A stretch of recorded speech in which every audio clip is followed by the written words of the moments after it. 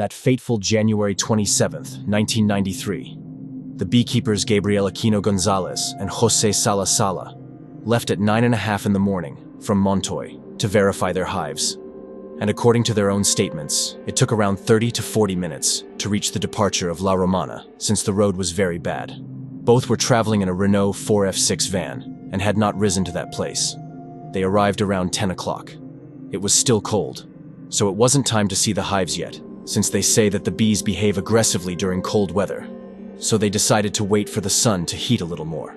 Aquino tells his in-law Jose, who was going to go around the area while he was smoking a cigarette. In his own words, he saw land moved. He went to where Jose was and said, "Pepe, come, I've seen a thing that's not normal." To which he replied, "Let it alone." Then Aquino insisted, "Come and see it." Salas verified that the earth was moved and there were cut branches. As trying to hide something, I removed some branches with a spatula, and according to their statements, he saw what looked like a great clock and a fist coming out of the earth. Here you have the story told for them in the program Who Knows Where by Paco Lobaton that same night. Creemos fundamental, el de las personas que les encontraron. Son apicultores, sus nombres Gabriel González y José Sala, y están aquí con nosotros. Gabriel Aquino. Aquino, perdón, disculpe usted.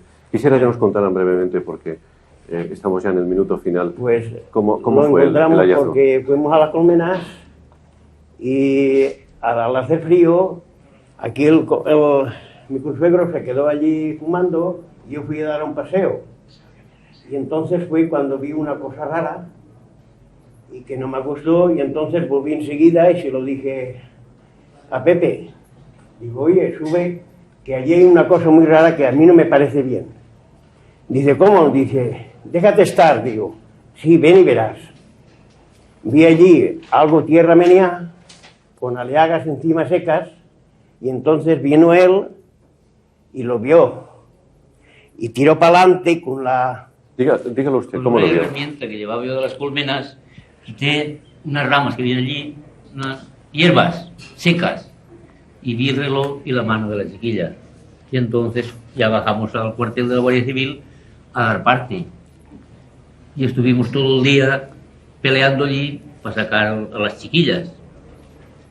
Allí estuvimos todo el día peleando y se sacaron. Both, after the macabre discovery, set up to the Catadau barracks to give part to the civil guard. They say they arrived at the aforementioned barracks around 11:30 in the morning. When they counted what had happened, they couldn't leave immediately towards La Romana since there was no available vehicle. The only 404 that had said command was in the workshop, so they had no choice but to wait for a vehicle to arrive from Alberic or Alzira. Here are a summary of the statement that Gabriel made before the judge during the trial, since he never declared before this. In this statement, he said that he was a farmer of the country, said that he was going to go around the Rambla, a deep ravine that is around La Romana, and went down. And when he returned, was when he saw that there was widowed land, and left directly, asking himself, what happens here? Who has weighted the earth? And went to where the earth was weighted, and everything was covered with branches. Then it was when he called his in-law, and they went to see. His in-law advanced towards the spot, and removed an aliaga on top. There were several branches, and he moved them, with a spatula to wiggle the bees. With that the big aliaga and branches pushed away. It was when one hand came out, thus covered, and a round watch. By showing a photo of the hand with the watch that prays in the summary, Aquino answered, I don't know that. I don't know if I saw that. I do not even know what it is. They show him a photo of the pit that is in the summary. And Aquino responds, that, I remember, but the pit was not like that. It was covered with firewood, with several bushes and the aliaga above it, but that photo does not, as for the bones of the photo says, those bones. I did not see them. No. What was seen was a hand. Not bones, but those bones. And any others at all. No. The statement continues. When I saw the watch and the hand, told my in-law, we should go the barracks. So we go there. But the civil guard told me that there was no vehicle to go up, so we have to wait. They came late, around 1 p.m. It was a black car. Inside was a man and his partner, and that was when the sergeant told me, Gabriel, Go with this man. Pepe will stay here to lead those who come from Alberic or Alzira to the place. So we left Lombe around 1:30 p.m. During the journey, those persons didn't say anything. They were silent. I went next to the driver because his partner told me to sit in front and indicate the way. We leave the car where it is usually left, since they cannot climb all the way. And I indicate them where to leave it. These gentlemen took a bag around their neck and the other a case like zinc, metal. And we go to that place. When we arrived there, I said, "There it is." And they answered me, "Yea, he is right," and left the bag and the case in the floor and lay a plastic urnier and then took out a bag with gloves and gave me some. They were gloves of those who carry the doctors, and they told me, "Search for clues until the judge of Alzira arrives." From some bushes, the tallest man took out some jeans, a jacket, and 3 belts. I did not see how he took it out. When I turned to look, was already there? The other man exclaimed that he already knew who was in the pit, that they were the 3 little girls, that jacket was of Tony, and the belts of each of them. I continue searching for clues with the other man. We found 2 or 3 pieces of paper, which turned out to be a hospital bill in the name of Enrique Angles. The man read it with a magnifying glass, because I could not read anything. I only gave them the 2 or 3 papers. The other 17, I do not know where they came from. They were already between 2 and 3 in the afternoon, when 2 cars of the civil guard arrived. The captain was in a car, and the lieutenant in the other. Also came around 4 or 5 more guards. Then we wait for the judge to arrive from Alzira, and he arrived accompanied by a lady, was the only woman there. When the judge arrived and saw the place, he said, "Let's see what is in there." We started to get the ground with our hands, as we had no tools, until the place guardian arrived, and I told the civil guard that let him pass. This man knew the land. He took out several tools he brought in his car. We all put ourselves to dig. Only 3 or 4 I including. When they were discovered, the lieutenant threw himself inside the pit to take them out, turned to a guard and said, "Give me a hand, because it's almost night." The lieutenant took her from the shoulders, and 2 guards took her from the legs. They first took one, then another, until they took out the 3. Think the first girl's head came off, and the others don't remember. Within the bodies, I didn't see any carpet. The carpet was underneath. I do not remember the color. It was almost night, and everything was full of mud. I do not remember anyone of the civil guard taking photos, or pointed what was going out. When we took out the 3 bodies from the pit, I do not remember there was anything else there. Also, when we took out the bodies, they were not examined.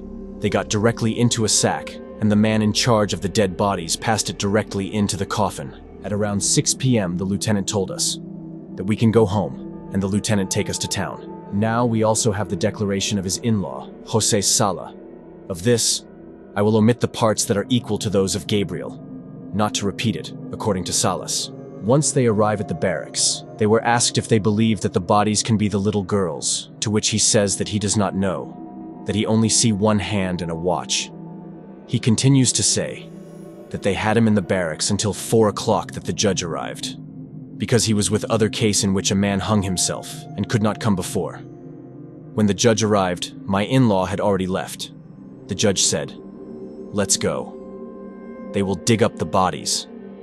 Then he enter in a black car with 2 or 3 gentlemen, and they go in front. I climbed in another car behind, with the brigade and 4 civil guards. We were in a Land Rover. When we arrived with the civil guard, there was no one there. Gabriel and the other 2 men who went up with him must be looking for something among the bushes, because there was no one. Then, they gave the order to dig up the girls. The judge must already be there, and we began to dig the first little girl. I saw Aquino when the body were already up. The man from the funeral home came with a coffin. He arrived after me. The first girl was discovered by the brigade and me. We did not have much to dig, since it was almost above the earth. We lifted the body with the help of the man from the funeral home. When we lifted her, his head fall on top of the other children, because the 3 were piled up. The 3 put the body in a sack. It was then that I said that they had sent 2 men to get them out, and that this was not my job, and I left. I no longer saw the other 2 girls. I saw how they prepared a sack for the other 2. But since it did not correspond to me to do these things, I was set aside. The brigade called 3 or 4 civil guards. They were afraid. And there my in-law get in. He has a lot of will. They took them out. I was there but no longer touches anything else. Apart from the bodies, I didn't see them. Took anything else out of the pit. The carpet was indeed under the 3 girls. By showing him again the photos of the carpet that appear in the summary, he responds, I believe that the carpet was blue. That carpet cannot be the one that came out of the pit. By showing him a Colmenero glove that appeared in the pit, he replies, I have not seen a glove like that. I have not seen that glove in the surroundings where the girls appeared. I have not seen any glove out there. I saw nothing. Because I was direct where the girls were, those who looked around were my in-law and the 2 men. By showing him the photo of the bones with the watch in the summary, he answers, that doesn't look like that. What came out of the earth was the hand. It was sure that it was the hand, not an arm. In relation to the papers with the name of Enrique Angles, he says that he did not see them, that he learned in Alzira, that his in-law had found them, just like the other 3 belts, which he says he didn't see them either. These are the statements made by the beekeepers who discovered the bodies of the 3 girls. Before continuing, I want to add that, after removing the bodies, the conclusion was reached that the jacket that appears in the surroundings does not belong to any of the girls, and neither did the 3 belts. That afternoon, only 2 of them were wearing belts, and they also had them on at the time of lifting the bodies. Next, we are going to move to the summary section where the judge makes the crowded of the bodies. Summary 193, folio 35. Ocular inspection diligence and body lifting.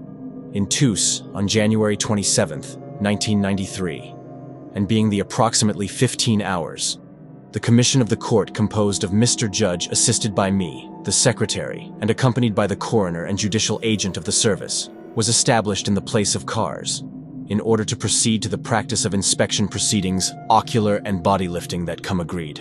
And as a result of it, it is recorded. This is the place known as La Romana, in the so-called Casa de los Tomases, located in the municipality of Tous, in this judicial area, in which there are pine trees, and which is accessed by a forest path of configuration abrupt. Let's make a pause, as it is worth emphasizing before continuing with this report, that in La Romana there aren't, nor have there ever been pine trees. Now let's continue.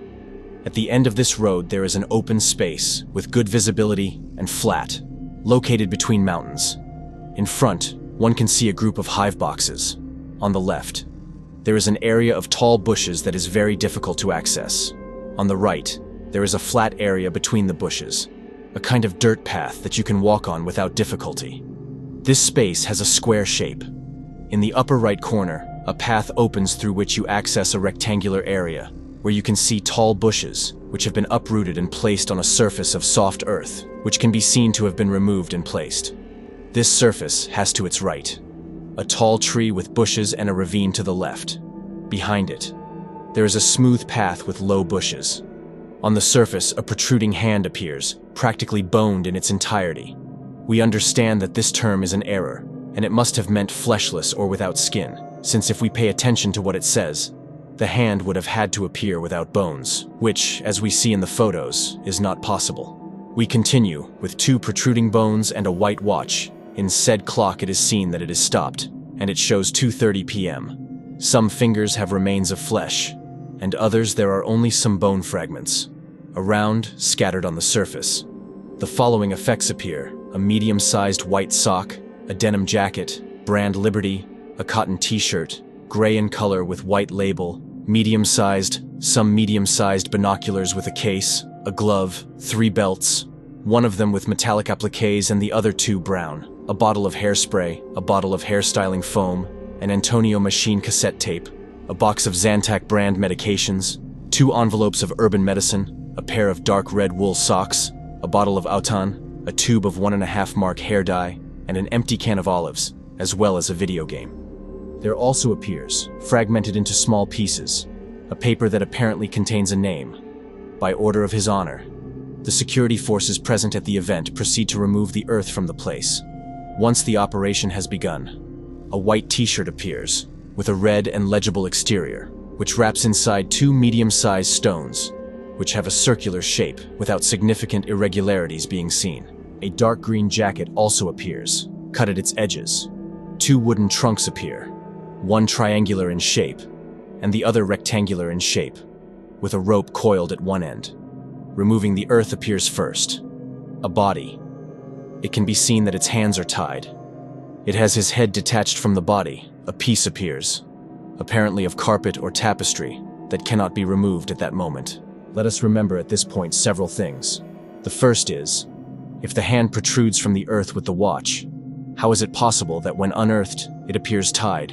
And second, it says that the head appears detached from the body, when Jose Salas points out that the head comes off when lifting the body to remove it from the grave. Let's continue. The legs of another body appear next, which are bent. At the moment the first body is extracted, which is deposited on the surface in a plastic bag. Later the second body is removed, with long hair scattered. That is collected, and that is also found without a head. The skull that corresponds to the second corpse is found. The head of the first corpse is also extracted. One thing that is not very well understood is, if the head of the first corpse falls when removing it, because the second corpse is first extracted, the skull of this one, which has also been detached, and then the head of the first one is removed. But well, let's continue.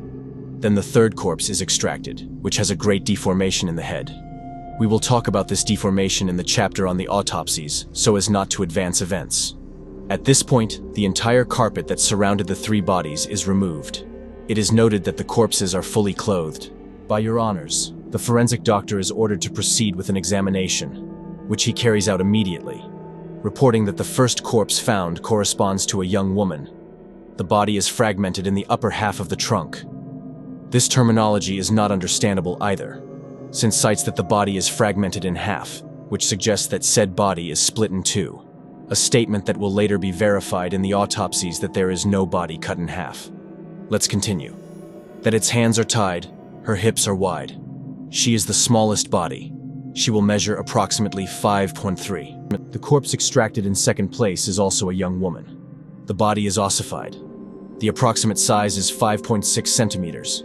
Her hands are caked and glued around the body. The third corpse extracted has a very deformed head, and the size of the body is intermediate between the other two.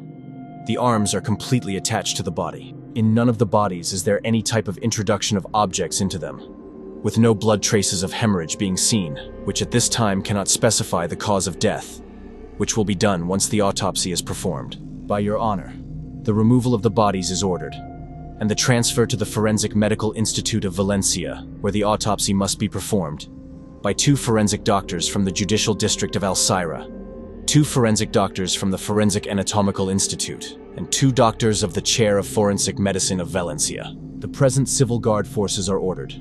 The necessary inquiries are carried out, aimed at determining the facts and persons responsible in them, informing of their result, and states that the objects found remain in the custody of the judicial police, and there being no other point worth mentioning. The act was terminated, extending the present which, found to be in accordance, is signed by your honor, with the forensic doctor, judicial agent, and with me, the secretary, who attests. As we will see later in the chapter on the autopsies, there are more things that do not add up in this survey, but that will be dealt with in due course, in order to follow the chronological order. Now, we are going to deal with the statement of another of the people attending in this discovery, and I think it is of utmost importance, the mortician Jose Carboneras Alvarez. This is his statement made during the trial. Around 12 o'clock or so, the commander of the Albaric post, Don Pedro, called us.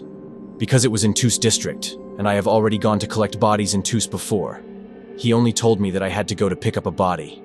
We didn't know if it was a man or a woman. I thought it would be a shepherd. When we arrived at the area, the guards told us to wait, that the judge had not yet arrived because he was in another body pickup.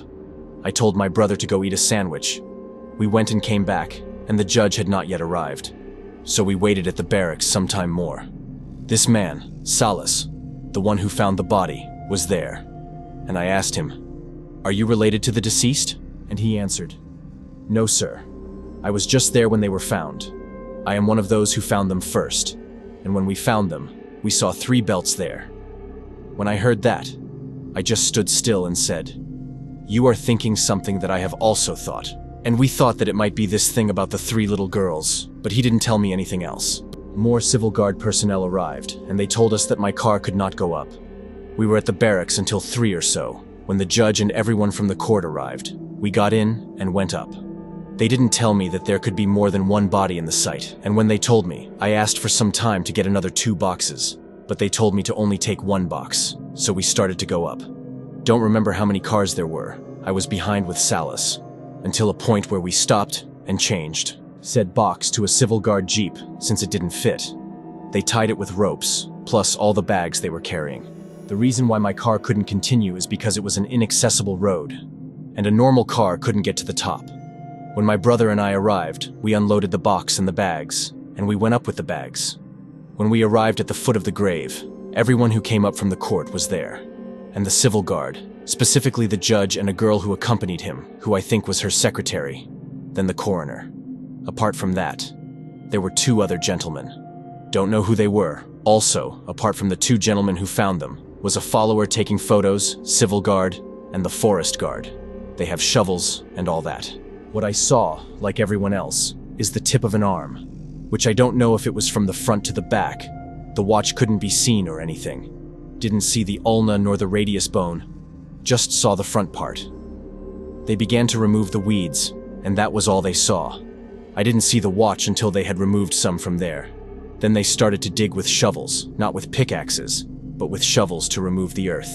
And I gave them disposable gloves and began to remove the last part of dirt stuck to the corpse. I removed it with gloved hands. Then when I removed the last dirt from the little girl, it fell like a false hair, but in the hair of one of the young girls. And then my brother exclaimed, "That's Tony." And there we were all sure that it was what it was. So I took the hair and scalp that were loose and put it in a plastic bag, and the body was lifted between me and a civil guard, and someone else who I don't remember. I lifted it by the shoulders. When I lifted it, the head stayed in place. The head came off when I took it out off the pit. Inside the grave had it attached to the body. His position was as if he were sleeping on the left side and the right side towards the top, and his right arm was the arm that stuck out, and I think his other hand was on his chest, more or less. Everything came out. It wasn't broken, and it was like a mummy. Didn't realize if the hands were tied. I just don't remember. When we took out the first one, we thought there was no more. It was all covered in mud. But there was something. It looked like a thigh. Someone commented that it was just a stone, but I answered whoever it was. I think he went to the coroner. This is another body. When I touched it, realized it was a thigh. This other girl was the one who was the worst. She was lying as if she had been thrown, but her thigh was higher than the rest of her body, and that is what gave us to understand that it was a second corpse. This one came out whole, with the head stuck, and we put it in the bag, because if the civil guard says that his head was separated from the trunk, there must have been some confusion. Don't know if she was missing a hand. The first one I do remember that it was missing. The third body was on the reverse, the right side below. The girls had the 3 heads facing the opposite side, at the Roman's hut to the east, and all 3 looked towards the same side. The third corpse did not have its head separated from the body, and you don't remember that there was any deformation at all on that head. Both of them had hair, both the second and the third. Only the first had it loose. I also don't remember if this third body was missing a hand. It is possibly that the heads came off on the downhill road, since it was very steep, and those corpses were already like mummies. When they show him the photo of the carpet, he says, "I think it is the same." But there the blue seemed lighter, a little lighter. But what is that? Or at least it is the same. It was very strong. We tried to remove it, but it didn't come out. Although I always saw it light blue, and although it seems to me that it is that one, I remember it light blue. Regarding the photo of the beekeeper's glove, which they say appeared in the grave, he comments, "No glove like that came out of the grave, at least I don't remember." When we took out the 2 bodies, I asked His Honor if he wanted us to call and ask for 2 more boxes, since 2 of the girls were in bags, and he answered, no, that I should not worry, that everything was planned. We finished unearthing the bodies at 6 in the afternoon or so. It was not night, but night was almost there. Someone else brought 2 boxes up quite late, around 9 or something. I put the rug in a bag, and when we went down it stayed inside a box that was for that. When we arrived at the barracks, it would have been around 10. That night, I asked the judge if we were going to the Alzira cemetery, and he told us no, that we had to take the bodies to the Anatomical Institute. A van from Valencia arrived, because we were not going to go with the coffins tied in the cars of the civil guard. I asked the judge if he would also pass the box that was in my car and the carpet, and the judge told me no, that I had to go to the institute with the box and the carpet in my car. I arrived at Alberic's house around 12:30, and we went to the Forensic Anatomical Institute. The box and the carpet never left my vehicle until that moment. After this statement, I am going to tell you the report of the Civil Guard regarding the discovery of the bodies. Summary 193, page 232, attested. Instructed with the discovery of 3 corpses. Don Pedro Petrer Martinez, First Sergeant of the Civil Guard, belonging to the 6th Company. Of the 311, the command of the Civil Guard, currently serving as commander at Alberic Post, by means of this report, states the following points. That at 12:15 on the 27th of January 1993, it was learned at this post, through a telephone call from the commander of the Civil Guard post of Lombay, in which he participated, that at around 12 to 10 o'clock on the same day, 2 people had appeared at said post, reporting that in the area of La Romana Ravine, in the municipality of Tous, they had seen buried in the ground the hand of a person and a wristwatch. Then the fact was brought to the attention of the most excellent judge of first instance of Court Number 6 of Alzira. At the same time, that he brought the incident to the attention of his superiors, who, together with the commander of the position undersigned and the judicial authority previously mentioned, met at the aforementioned Civil Guard post, moving all together to the scene of the event, accompanied by the 2 people who had discovered the victim. Once at the scene of the event, and with permission from the judicial authority, the victim was unearthed, resulting in the victim being one of the missing girls from Alcasser on November 13th, 1992. Miriam Garcia Iborra, Antonia Gomez Rodriguez, and Desiree Hernandez Folch. The victims were found by Jose Salasala, born on November 17th, 1993, native of Montreuil, residing on Tal Street, son of Miguel and Dolores, retired, and Gabriel Aquino Gonzalez, son of Gabriel and Encarnacion, married, day laborer, native and resident of Montreuil, residing on such street. By the judicial police team of the Civil Guard of Valencia, the investigation is carried out, of the proceedings which will be delivered to this court. And for the record, this proceedings is issued, which is signed by the First Sergeant, which extends and certifies at 6 o'clock on January 31st, 1993. And for the record, it is understood that the diligence is signed by the instructor, together with me, the secretary, who certified. At this point, I think it is time to put an end to this sad chapter, which deals with the discovery and removal of the bodies of the 3 girls on a cold January 27th, 75 days after they had disappeared, leaving a wound in the hearts of those families, to whom fate showed the worst of its faces.